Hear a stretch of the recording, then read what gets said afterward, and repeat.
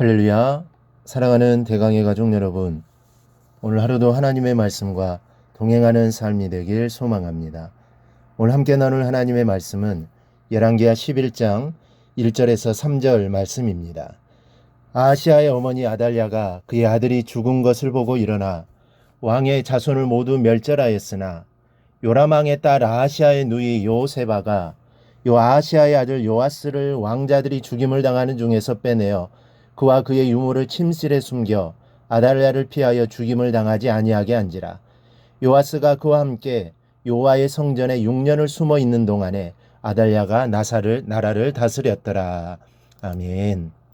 오늘 본문에서는 사람으로서는 도저히 행할 수 없는 일을 서심없이 행하는 사악한 여인이 등장하는 반면에 참으로 아름다운 삶을 살아간 여인이 나옵니다.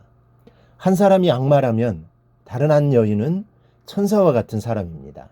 먼저 이 두 사람의 행적을 살펴보겠습니다. 먼저 아달랴라는 여인을 보면은 1절을 보면 아하시아의 어머니 아달랴라고 했습니다. 그녀는 이세벨의 딸로서 유다 왕 요람의 아내이자 아하시아의 어머니였습니다. 그런데 아달랴가 남유다 왕 요람과 결혼을 하게 된 것은 북이스라엘과 아합과 남유다의 요람의 군사동맹을 견고하게 하기 위한 아마 정략적인 결혼이었던 것입니다. 그리고 이 아달랴의 아들인 아하시아 왕은 자기 외삼촌 요람 왕에게 문병을 갖다가 예후에게 살해당하고 말았습니다. 그로 인해 유다는 큰 소용돌이에 휘몰아치기 시작했습니다. 그런데 아달랴는 모친 이세벨의 성격을 그대로 이어받아 매우 포악하였고 또 남편 요람과 아들 아하시아를 자기의 뜻대로 움직여서 남유다의 바알 신앙을 뿌리내리게 한 이 장본인이었습니다. 그런데 1절을 보면 아하시아의 어머니 아달랴가 그의 아들이 죽은 것을 보고 일어나 왕의 자손을 모두 멸절하였다 기록하고 있습니다. 왕의 자손을 멸절하였다는 것은 아하시아의 자손, 즉 자기 아들의 자손, 즉 손자들을 모두 죽였다는 것입니다. 그리고 병영구절인 역대하 22장에서는 유다 집의 왕이시라고 더 구체적으로 기록하고 있습니다. 그러므로 왕위를 계승할 자격이 있는 다윗 가문의 모든 자들을 죽이려고 했던 것입니다. 그리고 아달랴의 이러한 행동이 더욱 악한 것은 하나님의 섭리에 반한 것이기 때문입니다. 하나님께는 다윗의 후손이 계속해서 왕위에 앉게 될 거라고 했는데 이 일이 성공하면 하나님의 약속이 실패하게 됩니다. 그리고 더 중요한 것은 하나님의 구속 계획이 수포로 돌아가게 될 것입니다. 그러니 아달랴의 계획은 절대로 성공할 수가 없는 계획입니다. 인간의 욕심에 불과했던 겁니다. 어느 누가 하나님의 섭리를 방해할 수 있겠습니까? 그래서 결국은 실패로 돌아가게 말게 됩니다. 여러분, 우리는 아비 없는 손자를 모두 죽이는 할머니 아달랴를 보면서 인간이 어떻게 이렇게 악해질 수 있는가를 생각해 보게 됩니다. 그녀가 자기의 손자들을 모두 죽인 것은 왕위를 차지하기 위해서였습니다. 그녀는 권력을 장악하려는 욕심으로 인해 손자들을 모두 학살한 악녀였던 것이죠. 인간의 영화는 정말 안개와 같고 꽃과 같습니다. 길지 않습니다. 짧은 순간입니다.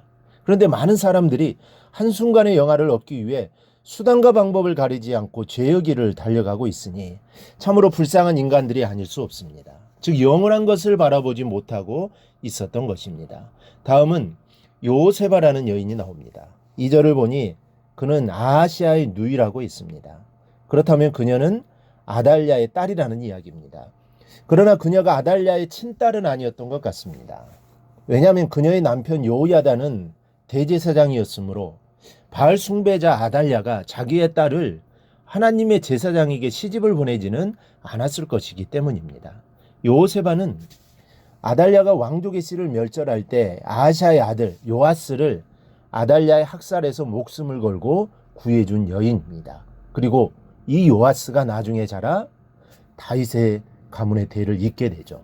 2절에 요세바가 아하시아의 아들 요아스를 왕자들이 죽임을 당하는 중에서 빼내어 그와 그의 유모를 침실에 숨겨 아달랴를 피하여 죽음을 당하지 아니하게 한지라.